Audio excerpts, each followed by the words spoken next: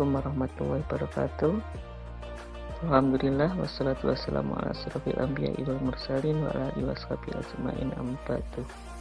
Ibu-ibu sekalian, insya Allah senantiasa dirahmati Allah. Alhamdulillah, tiada kata yang pantas kita ucapkan mengawali pertemuan kita by virtual ini selain ungkapan rasa syukur kita biqauli alhamdulillahirabbil alamin, yang mana kita masih diberi nikmat oleh Allah, nikmat iman Islam, sehat dan sempat sehingga kita masih bisa bertatap maya dalam kajian kali ini, yang pada saat ini saya diberi tugas dengan judul Keluargaku adalah Investasiku. Salawat serta salam semoga senantiasa tercurah untuk uswah hasanah kita Nabi Agung Muhammad SAW beserta seluruh sahabat dan keluarganya, dan mudah-mudahan kita senantiasa dicatat sebagai umat beliau setia sampai akhir hayat kita. Amin ya rabbal. Ibu-ibu sekalian, sebelum saya menjelaskan tentang keluargaku adalah investasiku, maka mari akan saya sampaikan bagaimana kedudukan anak di dalam pandangan Islam.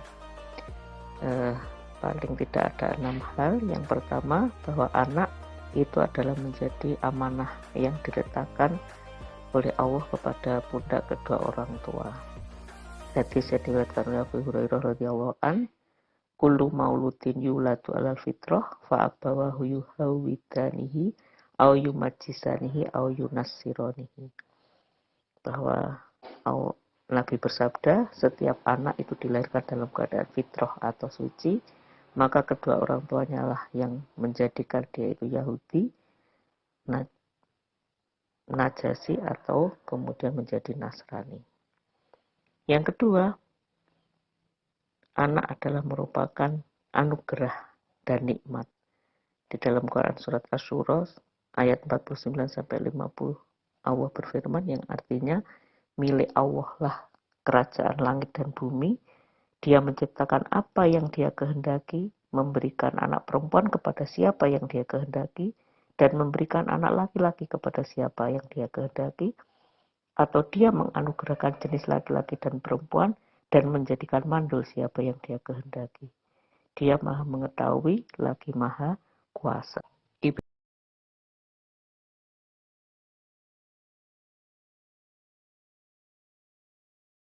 Yang ketiga, ibu-ibu, anak adalah merupakan ujian dan cobaan.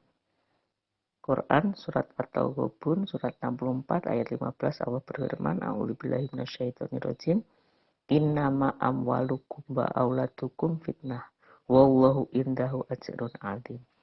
Bahwa sesungguhnya hartamu dan anak-anakmu hanyalah menjadi cobaan bagimu, dan di sisi Allah pahala yang besar. Jadi ibu sekalian, karena Allah sudah menyatakan bahwa harta dan anak itu bisa menjadi fitnah, yang makna fitnah di sini adalah bukan musibah tetapi diartikan ujian, maka berarti sikap kita adalah menjadikan ujian ini sebagai jembatan untuk menuju keridhaan Allah Subhanahu wa taala. Tugas kita tentunya harus menerima ujian itu dengan perasaan senang hati dan juga dengan penuh keikhlasan.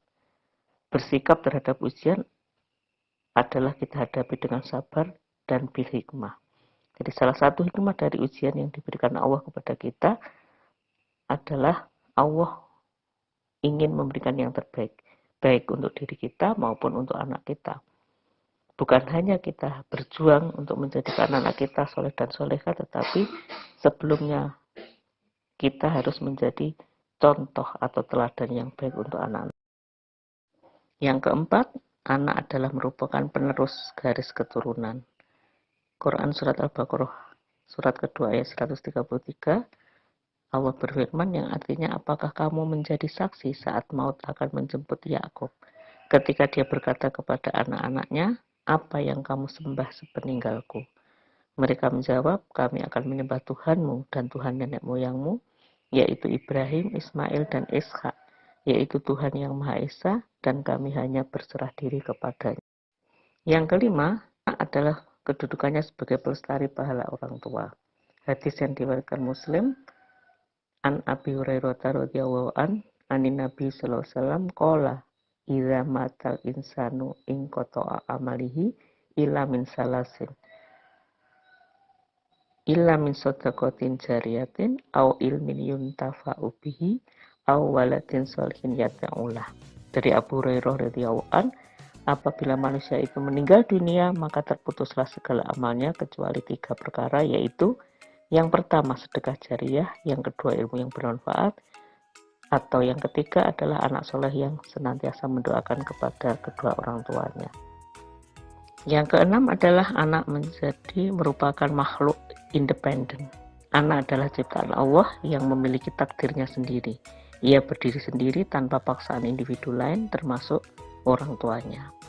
Quran Surat An-Najm Surat 53 ayat 39-41 Allah berfirman, A'udzubillahi minasyaitonirrajim, wa alaysa lil insani illa ma sa'a wa an sa'yahu saufa yura summa yajzahul jazaa'a aufa. Yang artinya, dan bahwa manusia hanyalah memperoleh apa yang telah diusahakannya, dan sesungguhnya usahanya itu kelak akan diperlihatkan kepadanya, kemudian dia akan diberi balasan kepadanya dengan balasan yang paling sempurna.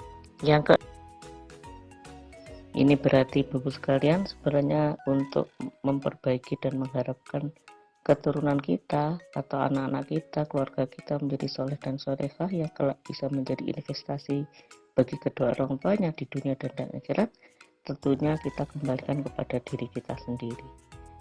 Jadi ketika kita menginginkan anak kita menjadi soleh dan solehah, maka tentu sebelumnya kita harus menjadi contoh yang terbaik untuk anak kita.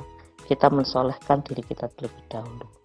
Nah, kemudian upaya yang lain adalah kita edukasi, kita didik anak-anak kita, terutama yang pertama adalah dengan tauhid yang benar, kemudian dengan akhlakul karimah, dan yang ketiga kita edukasikan kepada anak-anak kita bahwa Rasul Muhammad SAW adalah teladan terbaik di dalam kehidupan kita. Demikian barangkali yang bisa saya sampaikan, mudah-mudahan bermanfaat untuk kita semuanya. Kurang lebihnya mohon maaf dari apa yang saya sampaikan. Nasrul minallah wa fathun qarib wa basyiril mu'minin. Wassalamualaikum warahmatullahi wabarakatuh.